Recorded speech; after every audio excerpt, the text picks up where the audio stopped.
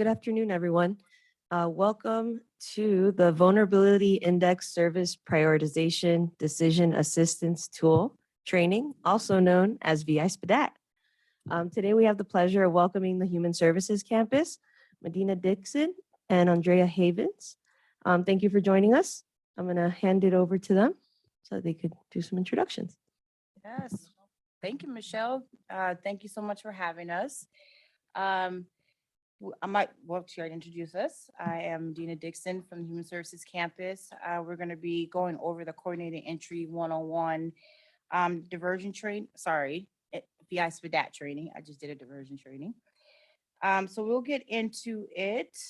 So what to expect from this training is going to be what is coordinated entry, our coordinated entry access points, and okay, sorry about that. And then our housing match overview, the by name list, and understanding the need of the VI-SPDAT. Like, why is it important that we use this tool? Okay, so the first introduction, what is coordinated entry? Coordinated entry is a collaboration of services providers working to streamline services to help current homeless individuals to available resources and appropriate housing. So this is kind of like a slide to where it goes to first the Human Services Campus or any entry point, and then you eventually go to housing. The next slide is all of the entry points. Can everybody hear me okay? That's on the Zoom? I can. You can? Guess, okay. Am I too loud? I can. Okay, perfect. You can? Okay, perfect. I just want to make sure everybody can hear me. So this next slide, coordinated entry access points are all of our access points. We are still onboarding, so this list will be getting updated every time we onboard new at entry points. So these are basically just all of the names of the entry points, their addresses, phone numbers, as you can see for yourself, the times they're open. So our next slide is basically getting into what is it to be expected for an entry point. So the first thing I always say is the information gathering. It's very important that we gather the information, the who, what, when, and why, like what exactly is going on with the client, and how can we do, and what can we do to help. The next is our resources. So when we are saying resources, what resources can we help you best get back on your feet? So whether that is like getting St. Joseph the Worker, DES, anything and everything that we can connect you back to resources. Housing plan, just having a housing plan is always the best plan. So that way you can always have hope. You can just describe and just figure out exactly, okay, my first step is I walk through these buildings through a coordinated entry site, because you can't just you don't have to only just go to Human Services Campus. There's other ones across Arizona or in Phoenix, period. So you'll just want to figure out exactly what's your housing plan and work with your case manager, resource specialist, whoever that you're going to be working with, figure that one out. The next one is really, really important. All of it is important, but when I say this is important, it's because documentation, I cannot stress enough that the more documentation we get, state ID, social security cards, birth certificates, contact information, it is so important that we get that, and it is vital because that way we can upload your information, and we'll talk about that more down the line in our presentation, why these are so important. But I can't just stress it enough that this is just the form that we just have that just goes off the basic, like what is the entry point and what we need for entry points for the basics.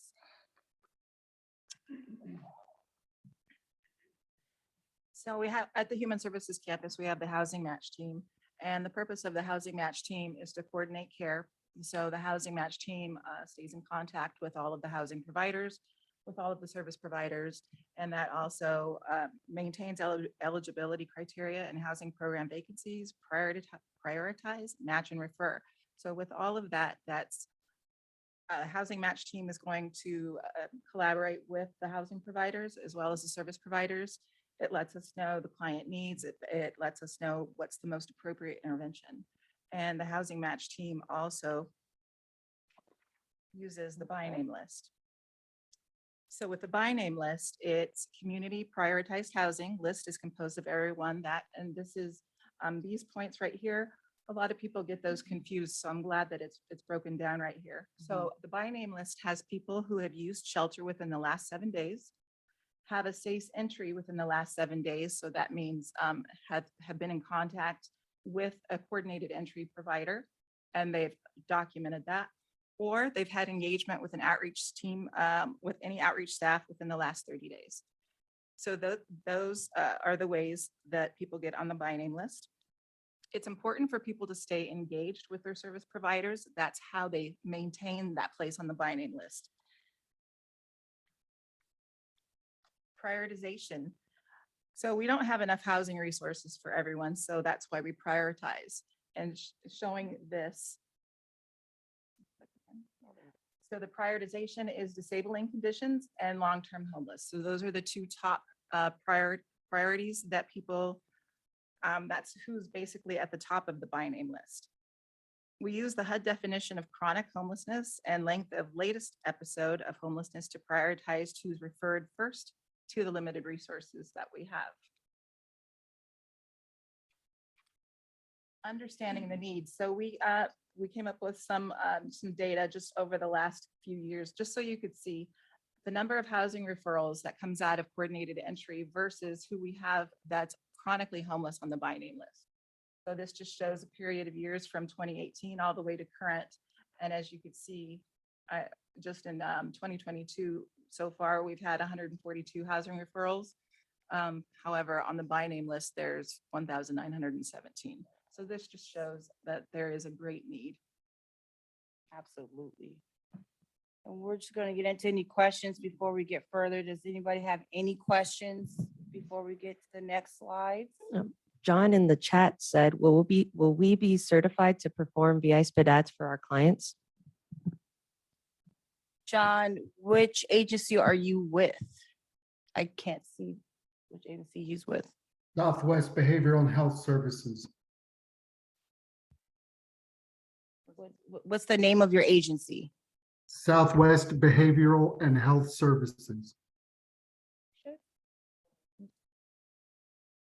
Oh, you have, okay, so you will have to be onboarded. So that is a process that we can talk to you about. If you want to throw your email and phone number on the chat, we will we will talk to you about that after the presentation. We will send an email out to onboard. Okay, all right, thank you. You're welcome. Any other questions before we move on? Okay. This is Justin with Community Bridges. If a person asks or is curious about where they're at in the by name list, how do we access that information? Through the housing match team. So there's a housing match coordinator and then myself. You could send us an email. Usually that's how we communicate with the vast majority. And you give us their information and then we can let you know where they're at on the by name list or if they're on the by name list. And for clarification, if at any point they lapse that 30 days of contact with the outreach team or the 7 days of shelter, 7 days for one other thing, they would automatically be removed from the list? I don't have any audio. Who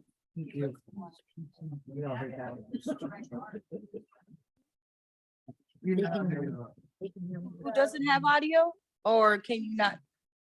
You can hear us, but we can't hear you. Is that what you're saying? Or is that just the outburst? Okay, all right. We're gonna move on. Any other questions before we move on? In the chat? Good. All right. I like the questions. We're getting there. Okay, so the next one is our VI-SPDAT overview. So the VI-SPDAT, it's basically what it's about for our next slides, the myth busters and the who, when, how, and what. So basically, the definition for the VI-SPDAT is our vulnerability index service prioritization decision assessment tool. So I'm just gonna go ahead and just read the definition because it's very important that we read everything when it comes to the VI-SPDAT so you can get all the information. So originally developed as a pre-screening tool that more quickly assessed clients' vulnerability where communities lacked the time and the resources to conduct a full SPDAT assessment for every client. As a brief survey relying largely on a self-reported responses, the VI-SPDAT can be conducted as an initial triage engagement to inform on what next steps could occur to assist the household to quickly resolve their housing crisis. The VI-SPDAT does not determine acuity, but nor should it make decisions about the type of housing and household that you should get. The VI-SPDAT does assist the decisions to support.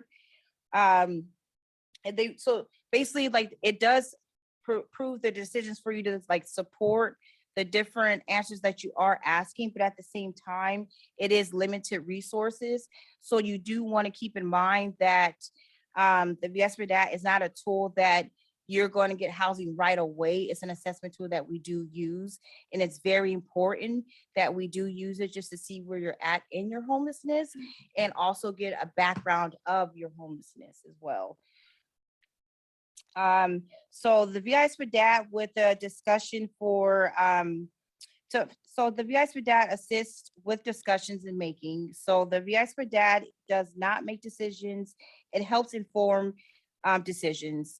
So it is one of the variables of to be considered when determining how best to support a person within your community. So services and resources, and any decision that is made on how the best to support a person moving forward should consider dynamics, prioritization, and the local priorities to establish in your community.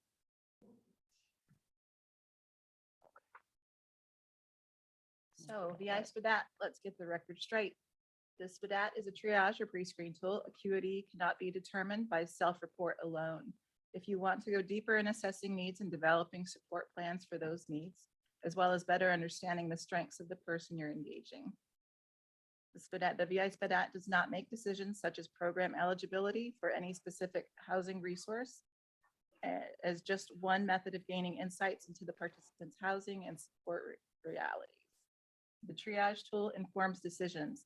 It's what the DAT part of the VI-SPDAT stands for, decision assistance tools. The VI-SPDAT is not a wizard, brain reader, or decision maker. Human beings will always play a role in gathering the information from other human beings. Human beings interpret and use the information that comes from the tool, often through conversation with other human beings. The VI-SPDAT is not perfect. It's the best tool we could develop with the resources available to us. For future versions and any input you provide in that regard will make the tool better. So essentially it just reiterates over and over how the VI-SPDAT is meant to really be a tool in helping determine what everybody's, what their individual needs are.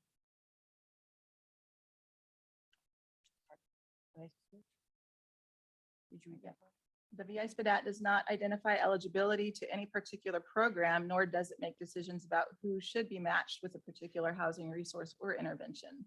The VI-SPDAT is used by the Single Adult Coordinated Entry in Maricopa County to identify the most vulnerable homeless adults, so appropriate housing resources can be prioritized to them. Our role is to assess individuals for housing. Housing Match will sort the list of assessed individuals so they are objectively prioritized based on the community of care priorities. The VI-SPDAT doesn't mean that they will get housing assistance. It adds them to the list to be considered for housing assistance. It's a triage and case management used to identify barriers so the assessor can effectively connect individuals to the community resources available.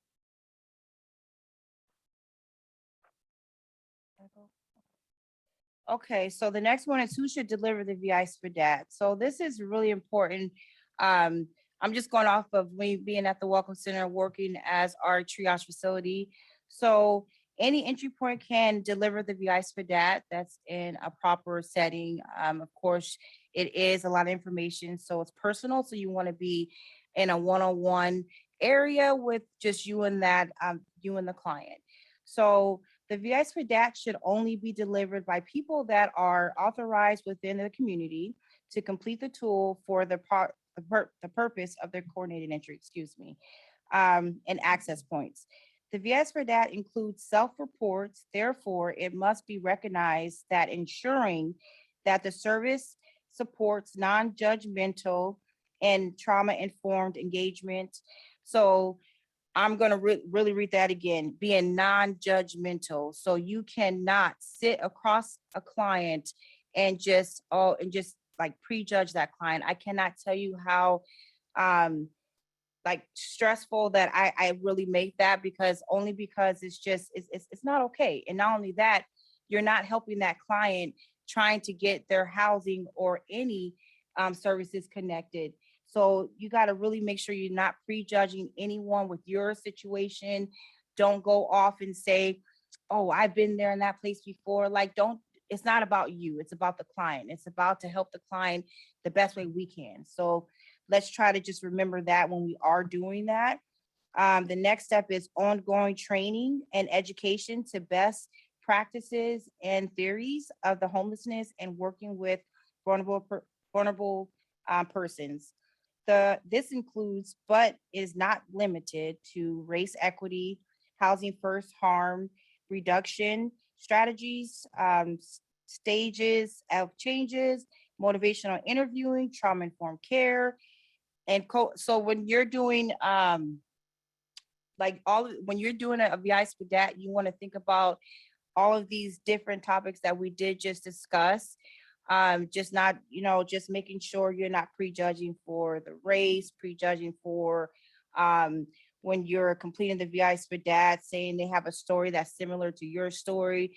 Because let's just be real, a lot of people that are in this field are either are passionate and they live this experience, and not only that, they had family members that live this experience. So we tend to prejudge before we even sit down with that client or even hearing that story. So we just want to make sure that we are always listening with our ears, listening with our eyes, try to keep our hands down and not taking notes while they're speaking and telling their story. It's very important that we do that and just recognize that the client is telling their story. So we just try to just get the best information we can to connect them to the right services. Okay, and when to conduct the VI-SPDAT. So first and foremost, you want to do a diversion. So diversion first affects of diversion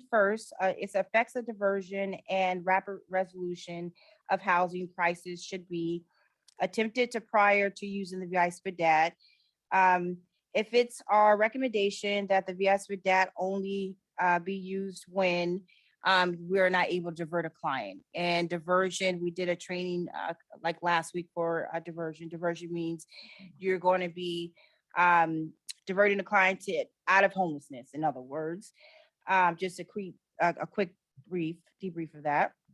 So the first one is the household experiencing homelessness. Diversions and rapid resolution efforts have been employed and were unsuccessful. This is the reason why we'll do a VI-SPDAT. If previous VI-SPDAT has been completed, of course, you're not going to want to keep doing VI-SPDATs unless it's rapid rehousing. You can do it every 6 months. Permanent supportive. I will let Andrea answer that one because sometimes that's always iffy. Now, is it a year or? No, if they score permanent supportive, Okay. we don't rescore them because there's not a higher intervention. See, that's why I always say it's always different. So the next one is VI-SPDAT can be completed after 6 months if it is anything other than permanent supportive housing, especially if there has been major life changes since the previous VI-SPDAT. So of course, you're going to want to do another one if there's a break in their homelessness or something medical or something serious has happened. We do want to redo that VI-SPDAT. During street outreach, they are interested in services and previous VI-SPDAT has not been completed. So please get that done. I cannot tell you how many clients we have outside of our campus alone that has never even been on campus or has been on campus, but has not had a VI-SPDAT completed. And I don't know if that's in a lot of other agencies, but I cannot stress that is very important that we try to get them in as much as possible. Now, if you get a client that says, I don't want a VI-SPDAT right now, what we do is just put an alert on their profile and we keep engaging them every single day. You do not stop engaging that client. I'm going to say this, we can't, force the client to do the VI-SPDAT. Andrea, correct me if I'm wrong. We cannot force the client to do the VI-SPDAT, but we will engage them every single day. Typically, in my experience, it took me one time, I would say about 3 months to finally get a VI-SPDAT done for a client. That is the longest it's taken, but I built that rapport. A lot of clients, sometimes they just don't want to get it done. But it's okay for that time. You don't want to press it. Just keep engaging that client and eventually it will happen. Well, and being service providers and working with our clients, we know that we're building relationships with them. So a lot of the times it's just building that rapport with them. And you can, hit on all of the questions by even having a conversation with them. Once you get used to doing the SPDATs, and that makes them more comfortable, instead of question, answer. Yeah, definitely. So the next one is during shelters, if it is their first shelter stay, a period of time, approximately like 10 to 14 days, is spent working on resolving their homelessness, and the person has been unable to get a plan or in place to resolve their own homelessness. So we will try to set them up with like case managers, navigation, but at the same time, everybody's different with different agencies. It's all different, but you definitely want to try to get this client connected as soon as possible to any agency that you can. Was that a question or is that somebody just? Hey, Google, call CBI Tina. Hello? All right, but first you'll have to unlock your device. Oh, we're on. Okay. I think. Calling Hold CBI on mute Tina. for us, please. Okay. That's okay. I love that. Okay, so our next one is we want to minimize the number of times the assessment is completed because it could traumatize clients. So just make sure, I'll go to the next episode, just make sure that you don't want to consistently always try to do that VI every 6 months unless something drastically changed. If it's permanent supportive, of course, what Andrea said, we're not going to redo that, but it was rapid rehousing. We don't want to keep rehashing those traumas for that client. So let's just try to, do it the best way we can. How to introduce the VI-SPDAT. So the VI-SPDAT must be explained prior to implementation with any person. It's always good to explain to them why you're going over the assessment tool with them and how helpful it could be to getting the resources that they need. Communities are strongly encouraged to ensure that this is delivered consistently regardless of who is administering the survey. Having a standardized script across your community ensures that consumers are receiving consistent messaging about what the VI-SPDAT is and what it can do and cannot do. VI-SPDAT should always be introduced and administered in a manner that is sensitive to such issues of age, race, ethnicity, and gender identity, and in a manner that is trauma-informed. While not always possible, communities should consider population's needs when determining who will be administering the tool. You should only conduct the VI-SPDAT with people who have explicitly consented to participate. tongue You twisters. should, you should make the completion of the tool mandatory for receiving services. Okay, so what do you do if you already know the questions and the answers to the VI-SPDAT? So that's, again, that's when you're building that rapport with that client. You want to sit down and have just like one-on-one conversation. You don't want to just always have that pen and paper in your hand. Try to get to know the client first. So what to do when you already know the questions? There are some data elements included in a VI-SPDAT that may already be, captured in HMIS, which is Solari now.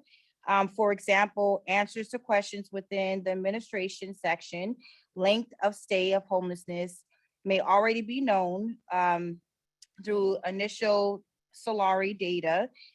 You can transcribe existing answers to those questions from your HMIS or, Solari, or auto-populate the VI-SPDAT within the information from your HMIS, which is Solari. I'm going to keep saying that, but that's always glued and stuck in my head. So answers to other questions may already be known through the course of the services, delivery within your agency. So long as information is as long as the information is given, you always want to, I would say, just let them know and say, hey, I know we already answered this question at the front. I know I already answered this question already while we were talking, but I do have to reiterate this question. So always acknowledge that, yes, I may be repeating myself, but I just have to make sure that I'm just saying everything on the VI-SPDAT because you have to read it word for word. It is very important that you do that and just acknowledge to the client and let them know, because a lot of clients will get irritated, like, you just asked me that question. Why are you saying that again? Just reiterate that I have to, ask this question again. It's okay. If they need a moment to, just if they get upset, just take a moment. Do you want a breather? Do you want to offer them a smoke or just walk outside for a minute? That's always okay. Just don't pressure that client when they're getting upset.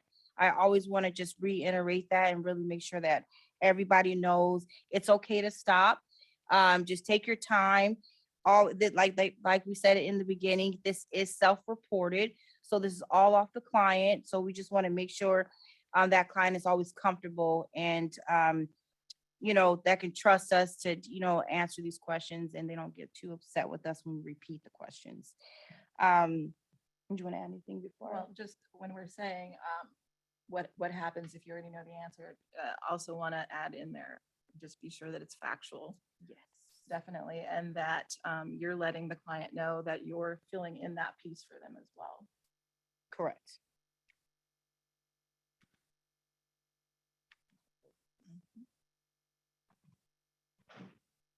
Okay, so what do you do if someone does not understand a question, or if they suspect the question is not, if you suspect the question, they don't understand the question. So you have to read the word verbatim. You have to read the VI-SPDAT question verbatim, but at the same time, you can kind of rephrase it. But let me read the definition before I say all of that too. So there may be situations where someone indicates that they do not understand a question, or you believe the question is not understood. Only in those situations should you rephrase a question in a different way, or provide some examples, help the person understand, and just help the client understand that question, and just make sure you are just reiterating it the right way. Well, surveyors should promote a non-judgmental honesty is the currency to success approach. We know and understand that persons who have experienced trauma may not feel completely comfortable with self-disclosure or may be too unwell to provide clarity in their current situation. And for the next one, it's important to the communities that you use the VI-SPDAT as a part of a dynamic prioritization, and do not penalize the consumer for not answering the questions for not answering the question. So how do you think they should answer it? Like, just because they answered it one way, don't penalize them because you think they should answer it a way that you want them to answer it. It's not your VI-SPDAT. It's not your story. It's theirs. So just reiterating, just making sure they know what they're answering first, and then just don't penalize them for, not being able to answer that question correctly. Maybe just skip it, go back to it. That's always helped when I've completed VI-SPDATs, but you just don't want to just like keep like harboring on that question and saying, well, how come you don't understand it? Or let me do it this way, or let me figure out another way. And if that doesn't work, just back off. Okay, it's okay. We'll go back to the question. Let me read some other ones, and then we'll go back to it. Communities should also consider other ways of gathering information about a household, disability verification, housing history, consumer choice, etc., when determining need and resources that may or may not be available. So we're going to go on to questions. I know it's a lot of information all at once, but does anybody have any questions before we start on the next? So we can rephrase questions only after we've read them verbatim.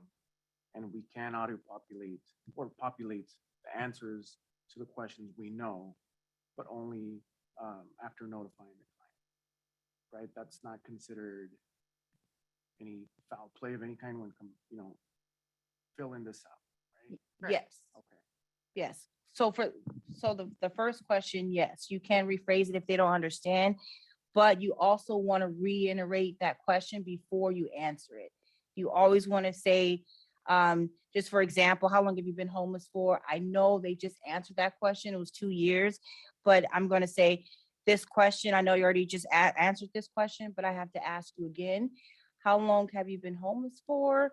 I always like to reiterate that question. I just don't want to answer it because at the same time, think about when we're all at that entry point site.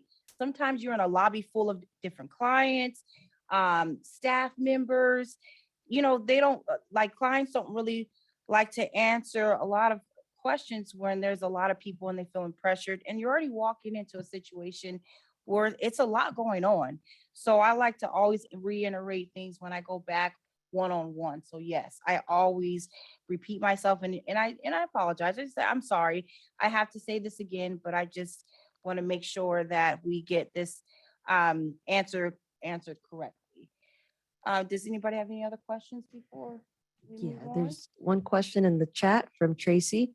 The HMIS ROI needs to be signed before we can enter the VI into HMIS, correct? That's correct. Absolutely. Yes. You cannot do a VI-SPDAT if that ROI is not signed, you cannot do one. And Francisco? I've noticed on some HMIS profiles that the ROI box at the top may not be checked, but it is part of the documents that are added onto the person's profile. What do we do at that point? Or is it that we're doing one or the other? Are we adding an ROI just as a file attachment or an ROI as an actual even transaction by clicking that top box? So are you talking about the initial box when they're initialing, they don't want their information shared? No, it's so, just anybody in general, any client, whether they're new to homelessness or chronically homeless.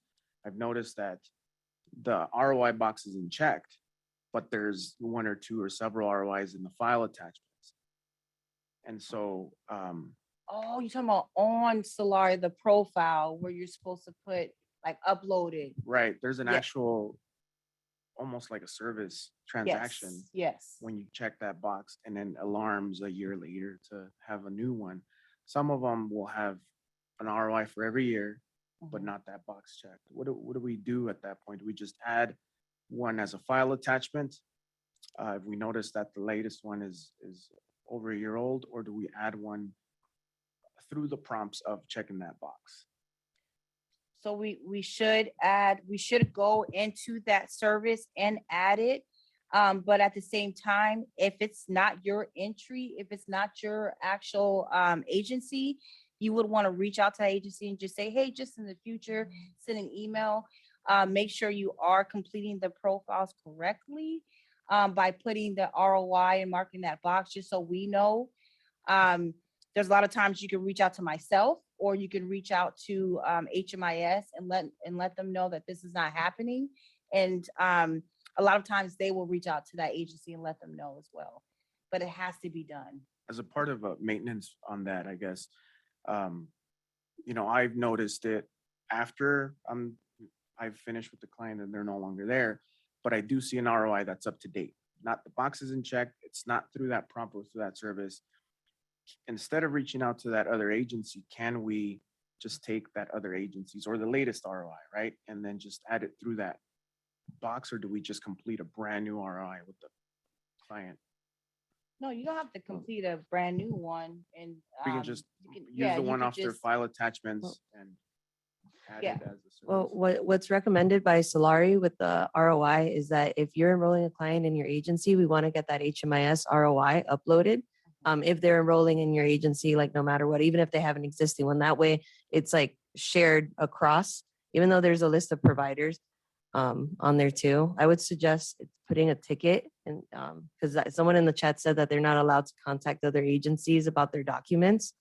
So a solution for that is putting in the ticket through Solari, and then they could reach out, because maybe it could be a training thing that they could fix. Yeah, I think so, Mhm. because I notice it almost on every profile that I touch, right? And so I guess taking it back to our, how we'll take things from now on is maybe just get an ROI for everyone Yeah. every time. Yeah. And that's another point for our meeting and entry point meeting. HMIS is on there. That's what I was saying. You can reach out to HMIS as well and let them know this is not happening. So they will reach out as well. So I can even look into it. Yes. I mean, and Or you can, same submit with a me, ticket through that. because I'm Not able a to do problem. that as well. We're able to do that. So you can, it's either us or HMIS. You're welcome. I don't know if my mic's working, but one of the things that I've seen historically, even within multiple programs within the same company, is that sometimes there's a visibility issue. So I could upload an HMIS ROI in a program, EDA into a different program, and it would no longer show that they have an active HMIS ROI, even though they're within the same company. So sometimes we have kind of a team within our company that handles all of our service tickets. So we would submit it to them. They would do the service ticket. But sometimes I've seen that it may have been done correctly, but there's a visibility issue. Yes. And so that may also be happening. Oh, that's true too. Thank you for mentioning that. That is true. A lot of times they will initial that box so that way you can't see it, or the agency hasn't given that other agency permission to view their PAL. So that could be another reason why too. But that is true. Always reach out to HMIS as well, or us, and we'll be able to figure that out and get that handled. Any other questions before we move on to the next? Okay. Yeah, of course.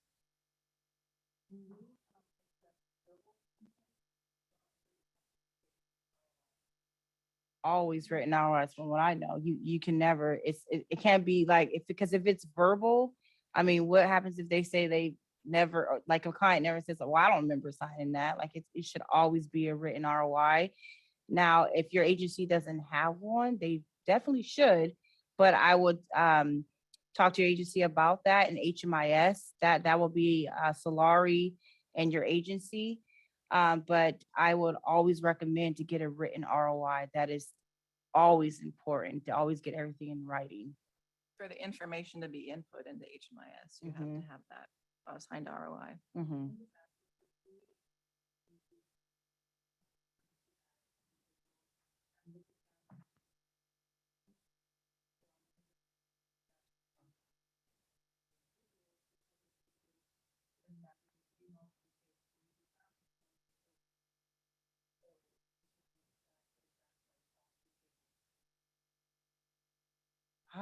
That must be like, so your program could have did something with Solari. So I'm not for sure. I'm going to look into that, because we've always been taught we have to have that ROI on that page. They have to sign that.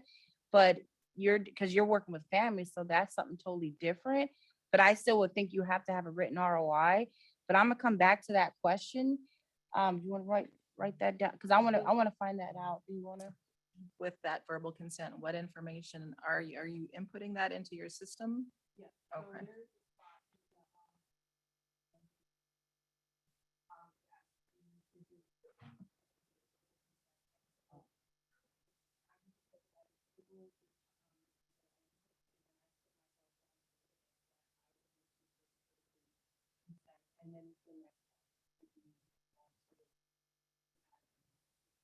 Okay. Okay.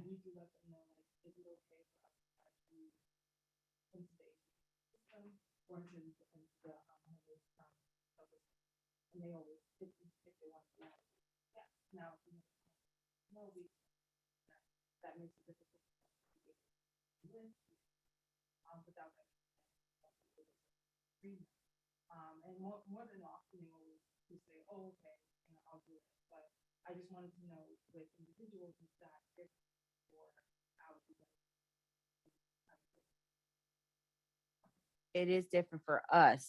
So if you guys are already doing it that way and it's literally says verbal or written, I definitely want to ask Laurie that one.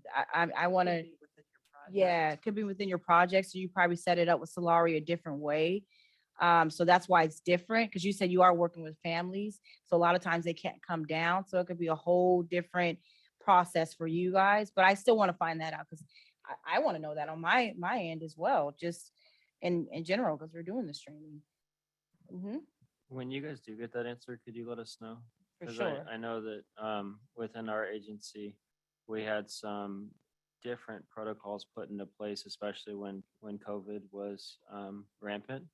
And at that point, it was included that we could potentially use a verbal consent to kind of minimize some of the danger of like outreach teams engaging with an individual that's potentially COVID positive. So if or when you guys get that answer, that would be helpful. Okay, thank you. And that was a brain, COVID. That could be another reason why too. That changed. the whole That thing, changed it didn't all. That changed the whole perspective right there. Any other questions before we move on? Okay. All right. So before we move on to the VI-SPDAT breakdown, do we want to take a quick break, a restroom break or anything, or do you guys just want? Please. Okay, we will. So let's do five. I don't have my phone in front of me. Want to do like a 5-minute? Yeah, it's 1:43 right now, so we could call it back at 1:47. Okay. All right, that works.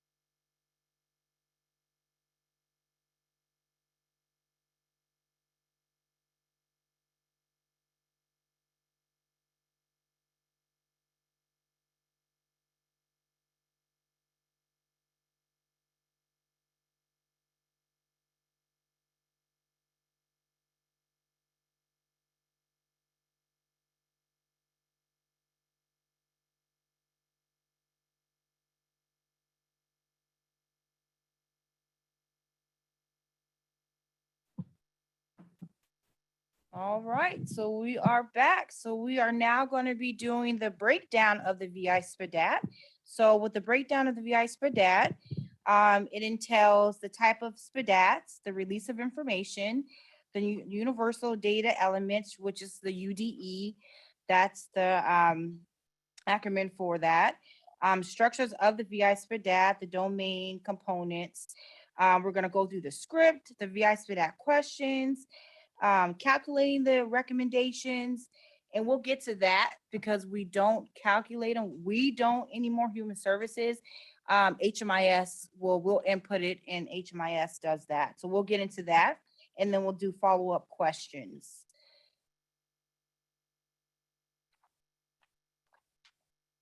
Oh, sorry. So the types of assessments, for singles, no children in the household, we call it the VI-SPDAT. For youth 18 to 24, it's the TAY-SPDAT, Transitional Age Youth Service Prioritization Tool. Families, adults with minor children, it's the F-SPDAT, and they're referred to the Family Housing Hub. The information's up there on the slide. And the veterans are connected to the CRRC, and they complete the homes assessment.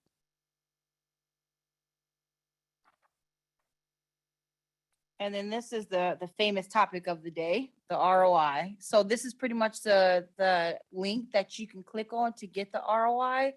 I believe the ROI is the same across all the partner agencies, so it should look exactly the same. And when they do release new ones, we always update it with our entry point access points. Does anybody have any questions on the ROI? I know we answered a couple of them, but. Oh, no, it doesn't yet. It's just the, It's click the just the link. No, we should have brought one. Sorry, I should have brought one, but I can email that one to you.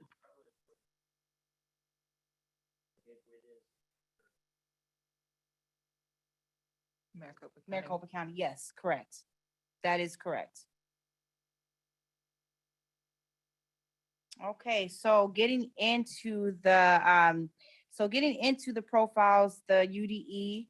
So the universal data elements, the UDE. So completing a UDE, all the VI-SPDATs are entered within the UDE. Update any previously completed fields if necessary. Data should be accurate and consistent. And then documenting their history of homelessness in the past 3 years is critical. Now, I would say, as you can see, were it on, like how it's highlighted on, so let's say the top one is how you see it says red, green, if it's in bright green, most of those means they're updated. If it's in red, you definitely need to update it. And I always go through the questions, even when they're bright green, I still go through those questions of where'd you sleep at last night? Or where are you sleeping at tonight? And I'll just update if say they've been homeless for a week now and they came back in like came in maybe a month ago. So that's always important to like update those questions. Especially always look at the colors as well, but not even so much looking at the colors, just making sure you always have the accurate information when you are sitting down with a client. I always say to my staff, when you're sitting down with a client, make sure you update this UDE all the time. Now, I put in for us, I would say, like I say 30 days, but at the same time, if their sleeping arrangements are different, you should answer those two questions that are where they're going to be sleeping at tonight. That should be different because when they first come in, it could be literally they were still sleeping in transitional hotel. You definitely want to update that to homelessness. So either on the streets, a shelter, or wherever they're sleeping at currently. That's why just make sure all this documentation is accurate. Do you want to add anything to that before? I do. Coming from a housing match standpoint, people are wanting to refer their clients for housing vouchers or a program. And that's what we look at. And just looking at the UDEs just recently is we have some that haven't been updated in 4 years. So please update those UDEs so they're up to date and accurate. Okay, so universal data element. So coordinated entry measures how long a person has been experiencing homelessness based on how these questions are answered. So chronic homelessness is determined by how these questions are answered. So does a client have disabling conditions? Approximately the date of homelessness started, number of episodes of homelessness, and number of total months homeless in the last 3 years. Um, if the data conflicts with what was previously collected or what is listed on the VI-SPDAT, that may cause questions. So please make sure you're answering those questions accurately. And it has to match. It always has to match. From the VI-SPDAT on the UDE, please make sure they match because that's going to be a huge question. Like that doesn't, that doesn't make any sense if it's one way on the UDE and it's different on the VI-SPDAT. While the questions impact the likelihood of being referred to a housing voucher, your role is to record accurate information, not to decide if they got housing or not.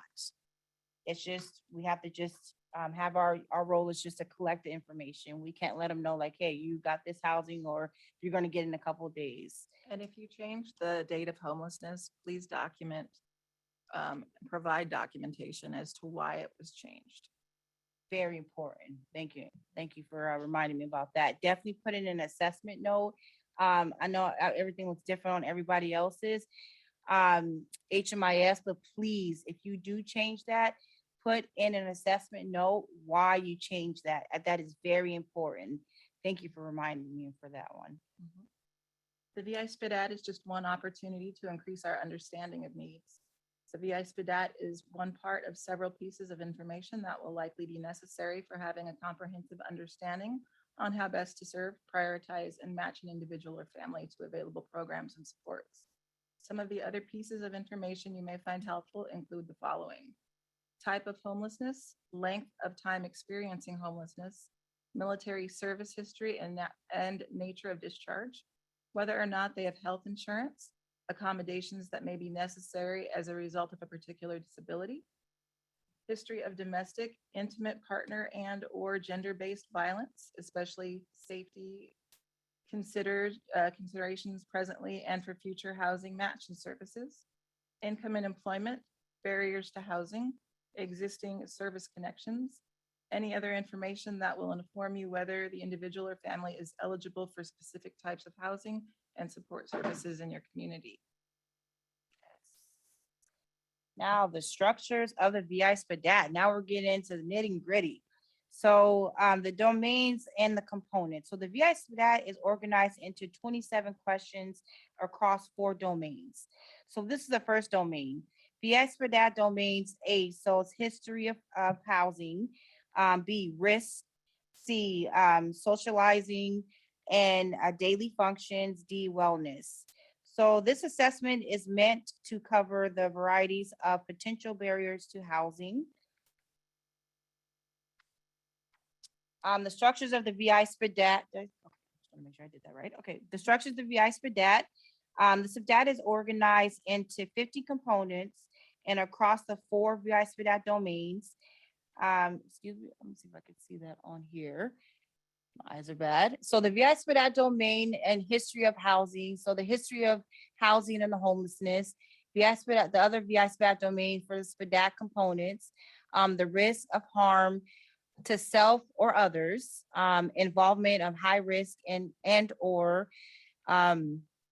so like just when you're answering these questions, like you want to make sure you're inputting and just for keeping in mind, just going back to trauma informed care, these different interactions of the like emergency services, the legal involvement and managing different types of groups. So when you are asking a client anything about legal, when it comes to health risk, you want to really be careful about asking those questions, but at the same time, we have to ask them, of course. Keep in mind that some of our clients are coming in from prisons that literally they were in for 30 years. Keep in mind that they are coming off the streets from DV situations. Keep in mind that they're just walking into our building with so many different situations that we do not know. So we have to really be careful on how we ask these questions. You don't want to just ask a person about their wellness or legal questions, just randomly asking. Like, you want to like ease into that and build that rapport before we get into the nitty gritty of these questions. This is why we just kind of try to have that small talk before you get into the VI-SPDAT, because it's really important that a client will shut down so quickly because they'll think they'll get in trouble. They think, you're reporting this to their PO or, a lot of times individuals do not know. So you just always want to build that rapport. You'll hear me say that a lot, and just make sure that you are just knowing, kind of using that trauma-informed care to answer these questions. So when they're answering, they can first answer it the best way they can, and also they don't shut down either.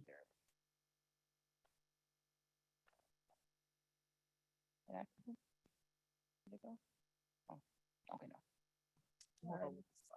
Yeah, just continuing with the structures, you have the socialization and daily functioning. So there was questions within there, and the wellness domain.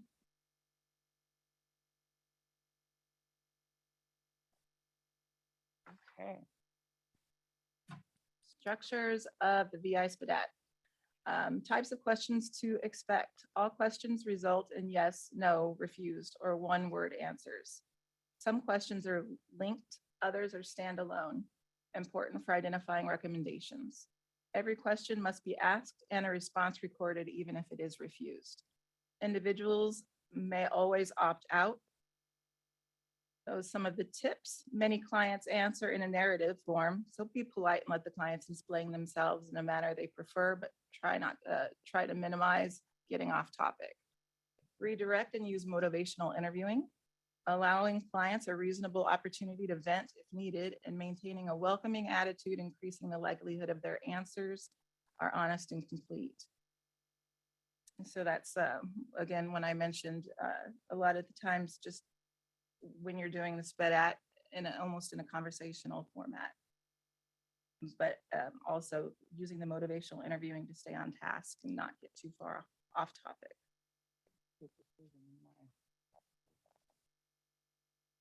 Okay, so the next one is Maricopa County Assessment Script. So this is basically the script of when you're completing the VI-SPDAT. So introductions of the assessment should relay the following. So name of the assessor and the organization agencies, the purpose of the VI-SPDAT to assess the client's various health and social needs, and then match the client with the most appropriate housing options that are available. The next one be that it does not guarantee housing after completing the assessment. You got to just make sure to let them know through the whole entire assessment. This is not guaranteed housing, just a tool that we use for our housing assessments. That it usually takes up to 10 to 15 minutes to complete. I say it takes a little longer than that, because like I said, these questions are they're very, you're asking a lot of questions that are triggering. You don't want to just speed, and I'm not saying you're speeding through it, but 10 to 15 minutes, I think it takes a little longer than that sometimes, because you want to make sure you're getting the right answers and you're asking them the right way. The next one is that only yes or no questions are answered. Yes or no words are answered, are being sought. So it usually are yes or no, because when you ask the questions, they're yes or no. Like Andrea said before, you don't want to get them off topic too much. But sometimes if they are getting into a story, you don't want to you want to politely let them just finish. But again, if it's going to like 2 hours or an hour, you want to politely just say, we gotta, keep this going. So it does happen. clients, they just want to be heard. A lot of times they want to be heard and seen. So please make sure you are doing that when you're doing this SPDAT, VI-SPDAT, excuse me. That any questions can be skipped or refused. Like I said before, you can skip any questions. A lot of times they can refuse them, but sometimes you want to try to go back afterwards. Just try to go back, and if they're still refusing, they're still saying, I don't want to deal with it at all. That's okay. We'll just stop. The information collected will be entered into the community selected database system that is shared for the purpose of coordinating care. That is okay, so that is a participant does not understand clarification or sorry, I don't have my glasses, so I cannot see. Oh, there we go. Okay, so I can't even see. Okay, clarification can be provided. Sorry. The importance of the relaying accurate information and not feeling these questions are correct or preferred answered. They need to be provided, not information that needs to be corrected, or like I would say just at the end, just always just reiterate and just go back and just ask the questions that were, like I would say, that skipped. Always reiterate, try to go back and ask, but if not, don't press that the client. And at the same time, say they don't fill out the whole entire VI-SPDAT. You can do it another day. You can try to do another one, but I wouldn't input have done VI-SPDAT because we don't have all the information. So I would try to get that client to see maybe like tomorrow or the next day, if they're able to feel comfortable enough to do it, it's okay. So the Maricopa County assessment script. So this is pretty much the script of what I was just reading. Thank you. The script that I was just reading before, it's just basically you introducing yourself. You always want to be able to just introduce yourself, which you should already done when they first walked in, your back of your office. So you're just pretty much just saying, it's just the script to example that, but most importantly, you need to convey that the previous points in your own voice, so the client listens and feels welcome to engage honestly rather than simply feeling read to. So that's why I say, just like, you don't want to just be having that paper right in front of you all the time saying, how long have you been homeless for? Different things like that. You want to put your paper down and try to just talk and kind of look at that question and then look up again and just make eye contact and make sure you're able to really just build that rapport and talk to that client instead of just reading off the questions and just marking off like it's an interview. Or you don't want the client to feel that way. You want to feel it more like this is something, a tool that's really going to help, and there's hope at the end. So getting into the questions. Question 1, where do you sleep most frequently? Clients get an additional point in this field for outdoors or other, because other options typically include case management or navigation support. Other can be simple like couch surfing or vehicle rather than a specific location or address.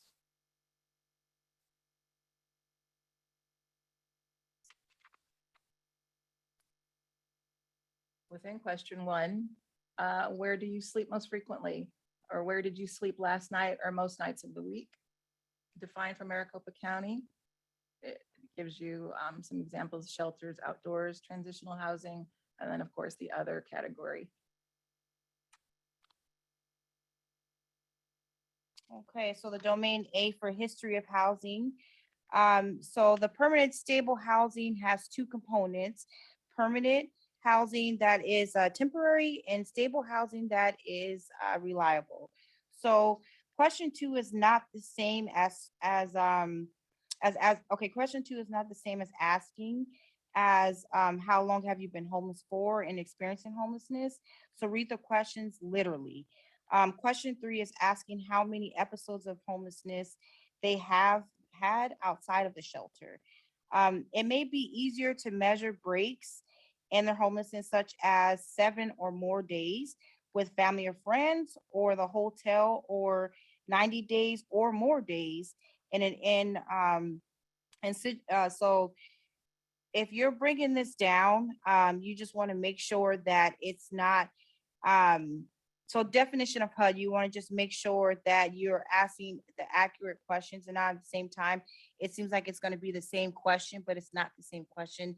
It's just really just figuring out if it's like, if you're coming couch surfing, if you are just coming from jail, if you're just coming from a halfway house, those are all different breaks in homelessness, and it's different components of homelessness. So we just want to make sure that we're answering those questions the correct way.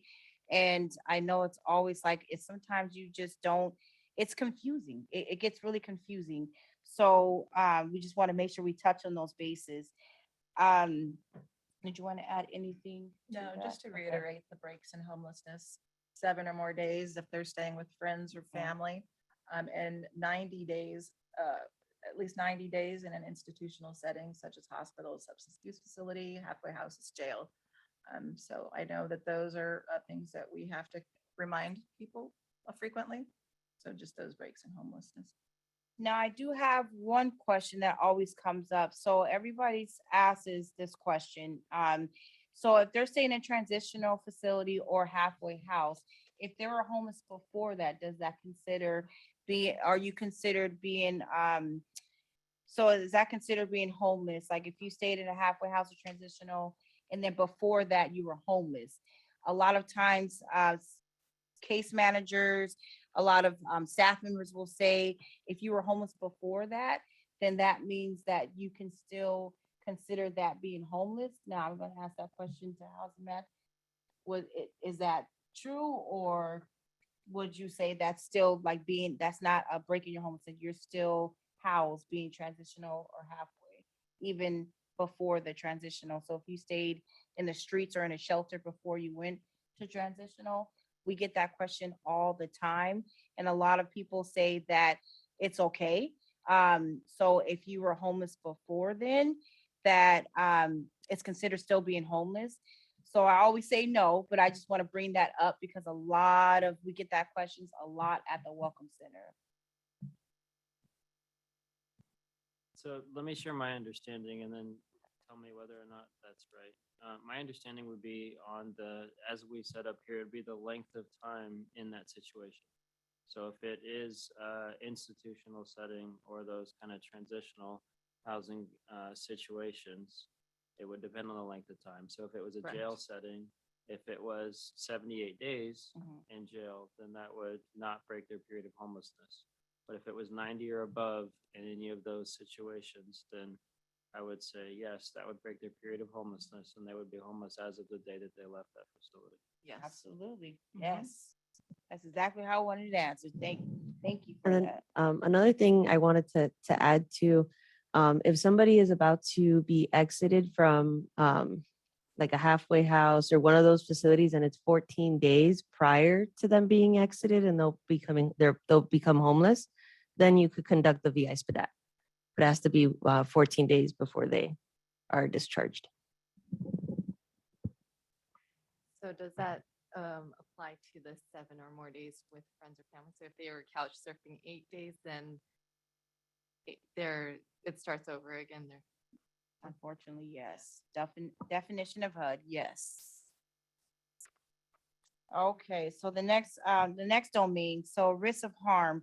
So when you are asking these questions, keep in mind that you want to stop. So say, I'm just gonna read the questions really quick. So have you been attacked or beaten since becoming homeless? Have you been threatened or tried to harm yourself or anyone else in the last 3 years? If a client does mention that, okay, if a client does mention they want to harm themselves, please stop the assessment immediately. And am I too far? That's not the, oh, different one. So it's this one. Oh, sorry about that. Sorry about that, guys. Okay, so you definitely want to stop.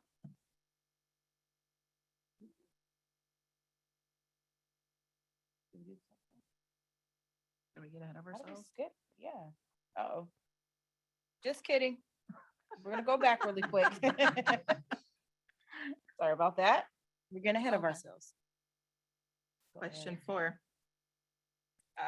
To help clients focus on the past 6 months, say, I'm going to ask a few questions about the last 6 months.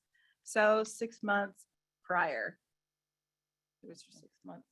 And then, Done yeah, yet? Oh, that's okay. Sorry about that. That's why we skipped that, because we already jumped into that. That's why I went to the next slide.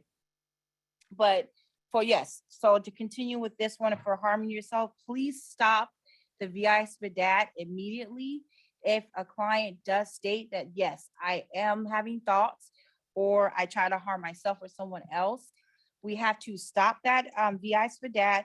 And so for our agency, I'm just going to go off of what we do. We will call CBI or crisis line immediately. If CBI is not available, we'll call a crisis line or our crisis navigator and get that taken care of as soon as possible.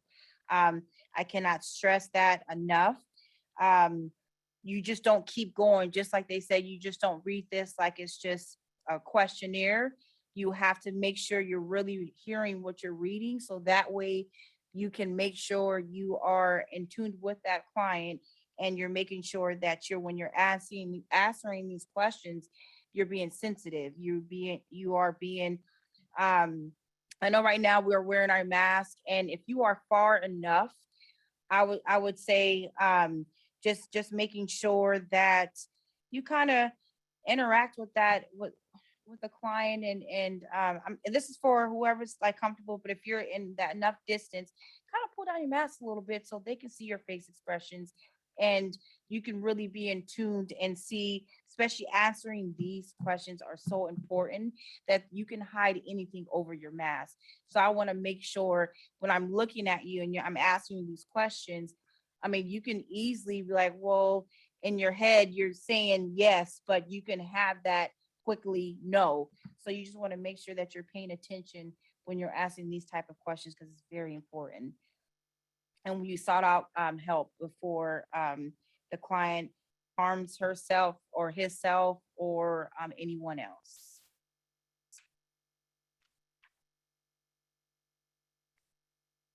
And question 7 will be about legal issues. Felonies count, but evictions do not. Evictions are in your credit history and not criminal history.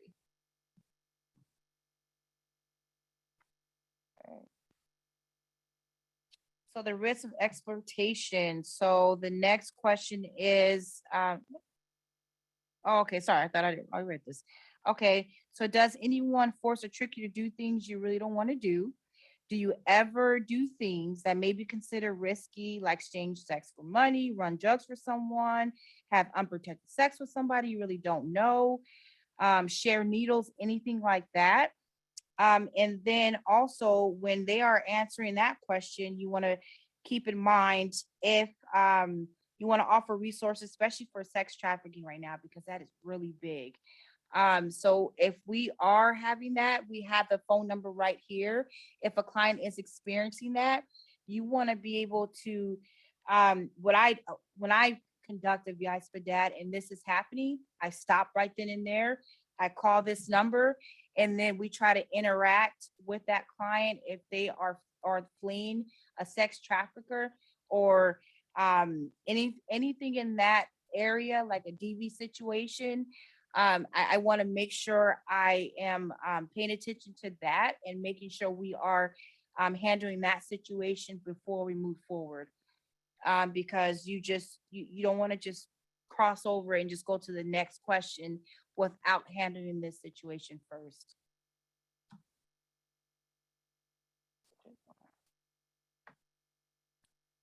Domain C, socialization and daily functions, money management. Question 10, a helpful follow-up question to increase understanding of this question is, do you have any debts?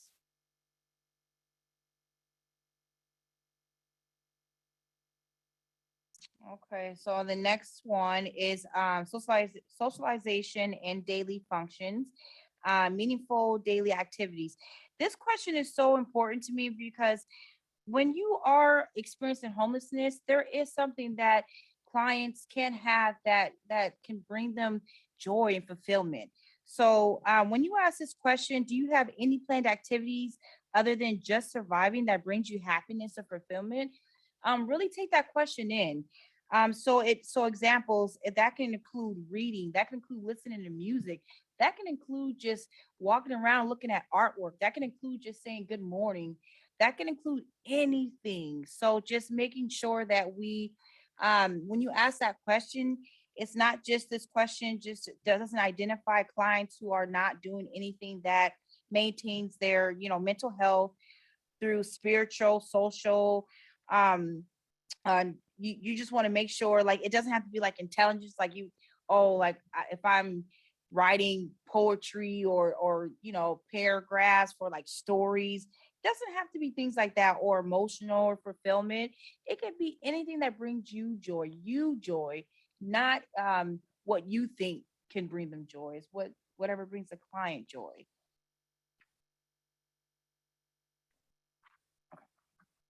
Is that the right? Yeah. Question 13. So question 13, are you currently able to take care of basic needs like bathing, changing clothes, using a restroom, heating food and clean water, and other things like that? So sometimes clients say yes to this question, but appear to have difficulty maintaining their hygiene. A helpful follow-up question to increase understanding of this is it difficult to access those things? That is very important. It's not just being able to do it. Are you able to do you have access to a shower? Do you have access to clean clothes? That's what that question is about. Not just being able to take a shower. Do you have access to those things?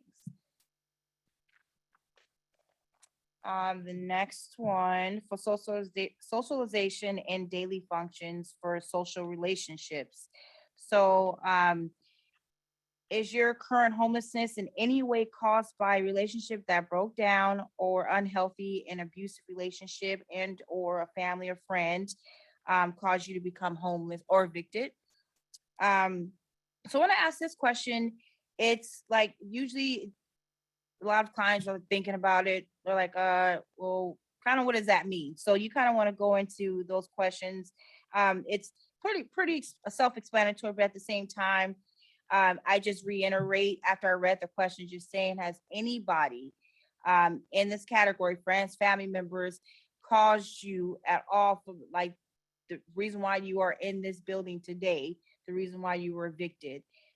So just usually that could include any questions. So I'll read the questions down here. If this question suggests they are still in a domestic violence situation, pause the assessment and offer resources like domestic violence shelter hotline. So that's another one. When I said on the previous slide, you want to make sure when they are stating yes, you pause and you ask if let's call the DV hotline. And are you still experiencing that? Because just because you're here now doesn't mean they're not here with you. They could be outside in the lobby. This is why it's very important that we do the VI-SPDAT by yourself. I would not recommend you bring another case manager, bring in a friend, family member, anyone. You have to be by yourself. That is so important.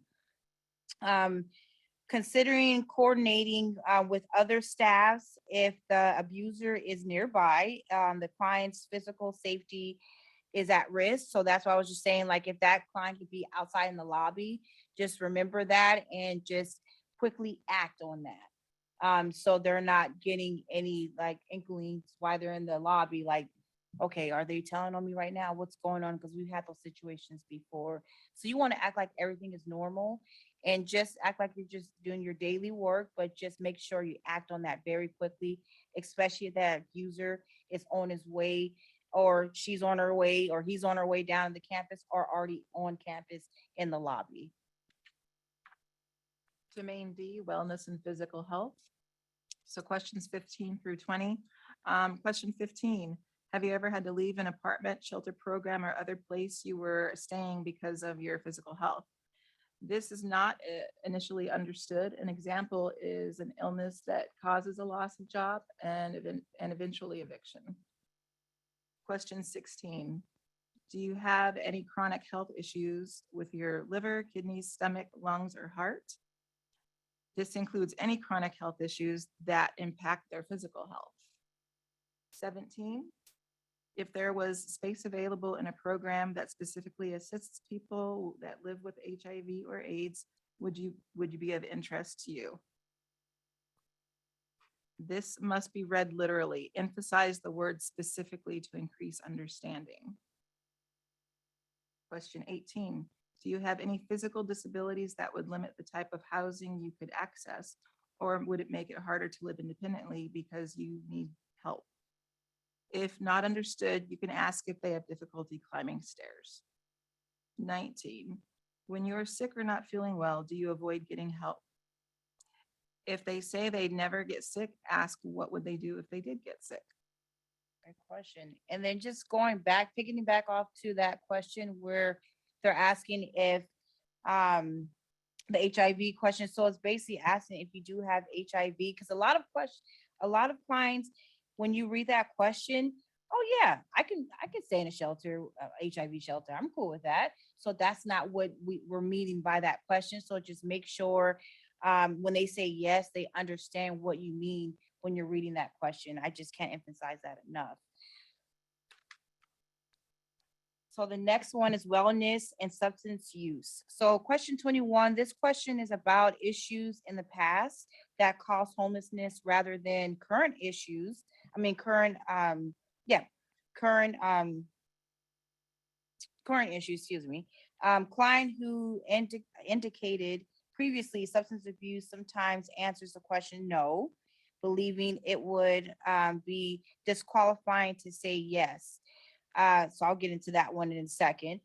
For clients who indicate ongoing substance abuse use by saying no to the question, do you ever have difficulty saving money for housing because you spent it on drugs or alcohol?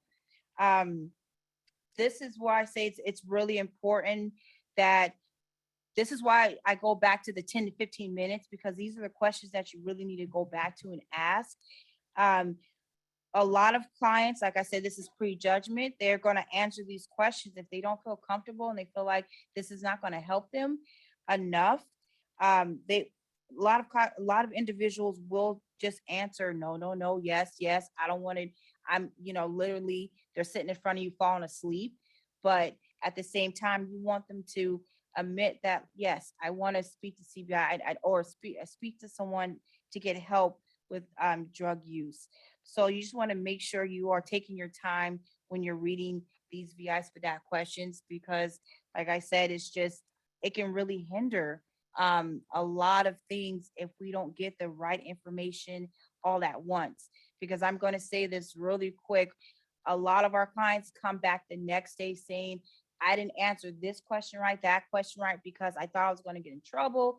I thought it wasn't going to be, I just didn't think that was going to help me. I thought I just, would just lie on, or just, not even so much lie. They just are scared. They just don't know how to answer these questions. So a lot of times we're not able to redo it because of that. So that's what I'm saying. Like, this is why take your time, really take the time to answer these questions and make sure the client knows exactly what question you're asking.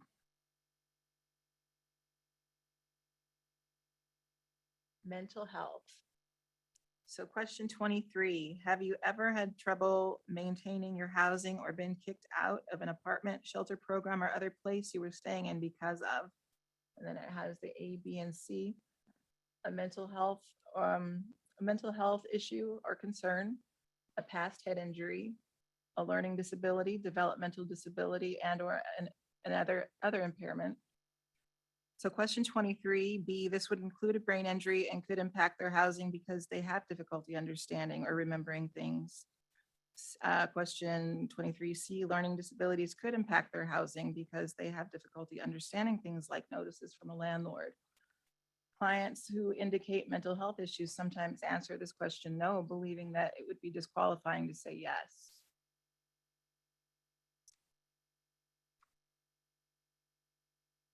Okay, so the next slide for the wellness. Individuals get an additional point if they score in the previous 3 categories because I actually wanted to take this one. I'm sorry. I just, I don't like the way it's worded. Like you get a actual point for, you know, what's going on in your life. Sorry, let me just finish reading it. Okay. So individuals get additional points if they score for the previous 3 categories, because then they are able to do like, so then they are more likely to die while experiencing homelessness. So you want to, like, when you're asking these physical, mental, substance abuse questions, it's not about like, I wouldn't put it as like a point. This is like these are clients' lives in line. Like this is more than just a score chart to me. This is me to help. This is for me to connect you to services that you are needing to help you get off the streets. Not only the streets, to help you survive, to help you maintain your maintain your mental health, your sobriety. So when you're asking these questions, just making sure you're just being sensitive to that, and just when you're also asking these questions, just making sure you are being just direct as well. But at the same time, I just, like I said, I want to steer away from the score and more about what is going on in the individual's life, so that way we can help them the best way we can and connect them to the best services we can to help this client get off the streets and also stay off the streets and not come back through our doors.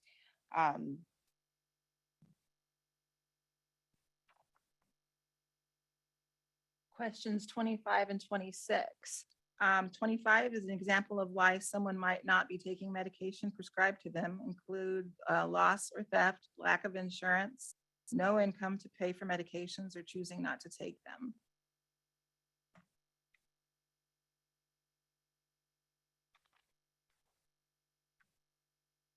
So question 27, if not understood, ask again. Did an abusive or traumatic experience cause you to become homeless? That's very important. So when you are asking these questions, just make sure you're just slowly reading the question and asking, because you're coming towards the end. So you would just want, this one is really important to ask.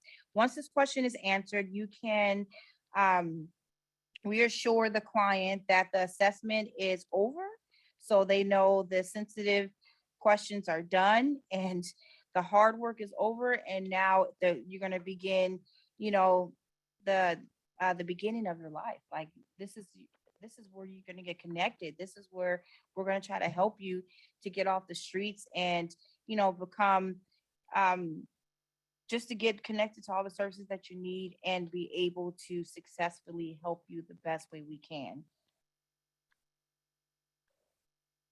So as we were saying, with calculating the recommendations, it auto calculates for you within the system. Just take a moment to review the assessment and accurately score it so we can share the results with the client. And again, I just want to reiterate, please don't tell the client the score, because there's a lot of times our clients will come in and say, I scored a 7. So why, you know, there's no way that client can know that unless they literally grab the paper from you and saw it, or you said it to them. So please do not give them the score.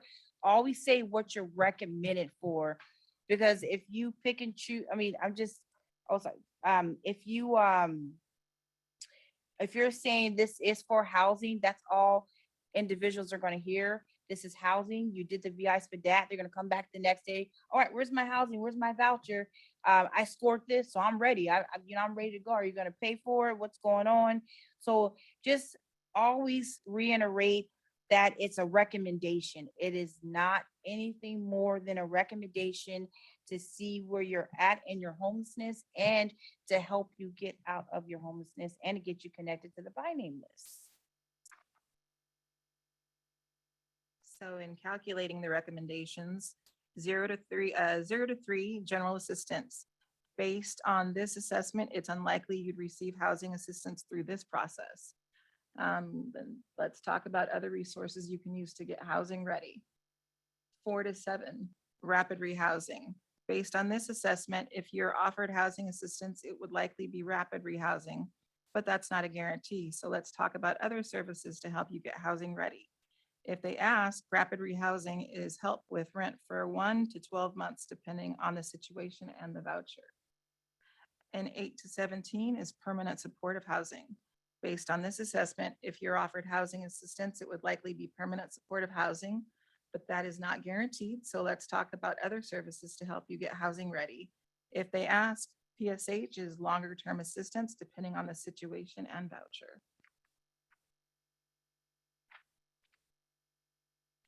So recommendations, I'm just going to calculating. So recommendations. So you want to share the general housing referral rather than the score, like I was saying. We do not share the score with clients. If the clients ask if they are qualified or eligible, the answer is no. Yes. Let me read that again. If the clients ask if they are qualified or eligible, the answer is no. They are not on a waiting list. They are only eligible if they are contacted about housing vouchers. Do not suggest the likelihood of them getting a voucher or where their name would be on the by name list. Encourage staying engaged. Again, I cannot stress this paragraph enough. You don't want to give the client no hope. Of course, we're gonna help you get connected to services. We're gonna advocate for you. We're gonna do the best thing we can. But please, when the client is done with this VI-SPDAT, it is not they're qualified, you're eligible, this is your recommendation. So, and don't suggest you're gonna get a voucher. You have to let the case manager and navigator, as soon as they get picked up by the housing match and things like that, that's when that happens. That's why it's very important. I'm gonna go all the way back to the beginning.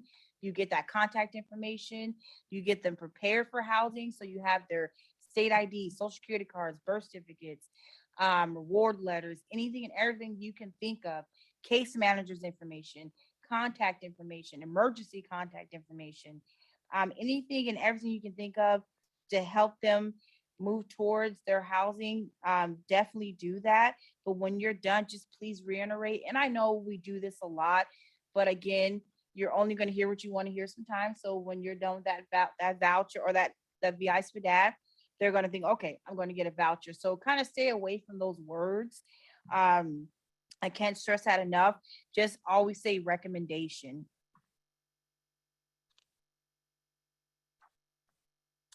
And that goes back into this. So like I was saying, the follow-up questions, just making sure you have your state ID. So you want to pivot from the housing assessments recommendation to what the IDs and proof of income that the client has, because these are critical for the housing in all cases.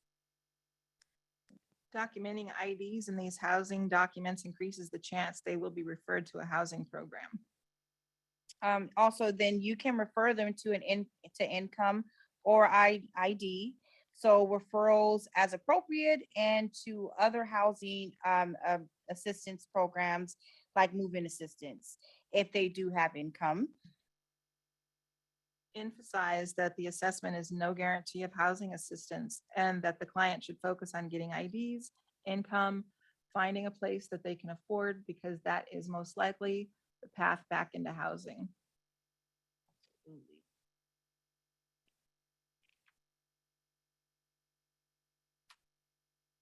And these are just resources. These are, no, there's special populations. So we do have where additional resources can be available. So there's veterans. They connect to community resources and referral through the CRRC, youth 18 to 24. And on the slides, it'll have that resources for that. There's a new program for FUP. Native American clients connect to Native American Connections. Individuals living with HIV and AIDS connect to central eligibility to enroll. clients fleeing domestic violence, DV resource hotline. And clients needing a higher level of care, they have all text information there. And then lastly, clients deemed SMI, connect to a clinic or the REBA. Yes. Okay, so for this part, inputting notes, I cannot stress how important this is. I always say, just think about it when you first sit down with a client, what do you want to know about that client? So not only that, I'm really big with Housing Match and our navigators, and then also CBI, all of our partner agencies, I'm really big on talking to about conducting these notes because it's not just us, it's everybody on our campus, a one-stop shop. That's what I always call it. So for these notes, these are the main topics you want to put in your assessment notes. Reasons for homelessness, what services is the client seeking, where are you currently staying, include barriers to housing, who is a client currently working with, or support system. That is very, very, very important. What resources were offered, that's important as well. All of them are important. What are vital documents were collected and uploaded? Please make sure we do that. Next steps, and document any changes made in the UDE and reasons why you changed it. As we were saying earlier in this presentation. Do you have anything you want to add on your end for Housing Match as well? I just want to emphasize again how vital that these notes can be, especially when it comes time for referral. And a Housing Match is going to look and see all of these hit on all pieces of information that would make it very much easier to refer your client into a program and for that warm handoff to happen much easier. So we do have case conferencing. We have it weekly and bi-weekly. So for the single adults, it's every Wednesday at 1 p.m. We have youth case conferencing bi-weekly at 8:30. Native American focused case conferencing bi-weekly. Those are Fridays at 11, and youth was Thursdays. And veteran case conferencing is weekly, and that's on a Tuesday. And you can email if you would like to attend if you're not on any of these. I also would like to throw in there, and I forgot to ask Michelle to put that in there. So I just want to throw it really quick. And also we'll put in the chat. We do have an entry point call or Zoom call every month. It's the end of the month every Friday. So I can send that out as well. It is really important that we stay connected in the community. I really encourage everybody to get on this call because this is where we go over different data elements. We go over just updated resources for all of our programs, and we get to see each other. I mean, even though we're in squares, we're trying to do every 6 months, we meet in person and meet and greet. So I encourage everybody to come out and please just let's get to know each other. Let's get connected so that way we're able to collaborate, communicate, and community. I forgot the other C. She's gonna kill me. So in other words, we're just able to collaborate and communicate. I'm just gonna forget the other C. It's like you didn't hear. Coordinate. There we go. There we go. It's so important that we do that because it's just I just can't stress that enough. This is how we help our clients, and this is how they don't slip through the cracks. Like literally, I cannot tell you how many clients we have that have been on our campus for 10 or plus years, or even before I've been there. And I've been there for 7 years, and I've seen clients come and go and just have been staying there, like just in the same spots. We do engage them, but again, clients are very comfortable. But if we all communicate with one another, I cannot. This is regular calendar. This is our own. This is how I do the scheduling. Do you do it on here now? But I do it through my phone though, because my phone. Okay, can we have you guys mute really quick? Thank you. Okay, so yeah, I'm just to reiterate, I just can't tell you how important that is for us to be able to just meet every month. If we do have staff or programs that would benefit from sitting in on case conferencing, who would we email? You can email Housing Match so I can leave my email, and then Maria Plummer is our housing match coordinator. So either one of us. Okay, thank you. Sure, you can Yeah, drop. drop it in the I think, chat. my information's on this, Mhm. but Maria, yeah, you can drop her in the chat. And then this is just some additional trainings that Solari does do, online trainings. These are different links. So I'm not for sure. We will be sending the presentation out so that way you guys can click on the links and you'll be able to see the ROI and then these different trainings that they are, they do have. And then they also send out a lot of different trainings throughout the month.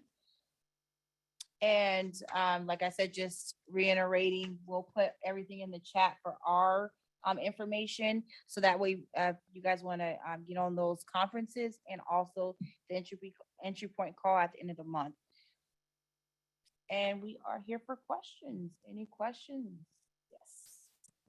Looking into client's profile, the main view on your client profile, what's the difference between AZ client notes and client notes? There's two sections on there. One of them, you can add your notes and they're easily or immediately viewed, and the other ones, you would have to click into it and say, view the full note.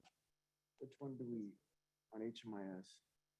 Oh, that's gonna be visibility, yeah. So for us, it shows assessment notes, and that's where we click on it, but that's again, that's available, like a visibility.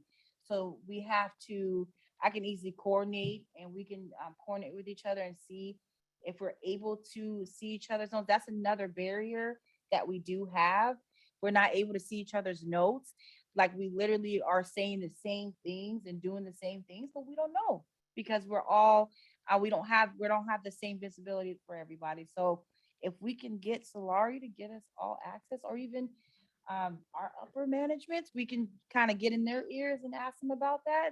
I'm all for it because like I said, we're all one. Like we are here to end homelessness. That's our number one thing we do here. So why not be able to see each other's information?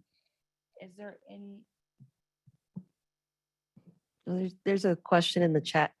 When a client states she or he has been homeless way longer than it is in the UDE, can we change it to when the client states homelessness started?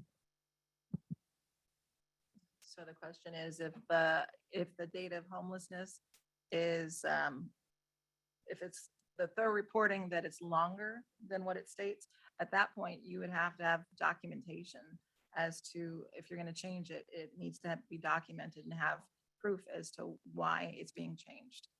And all of that input in there.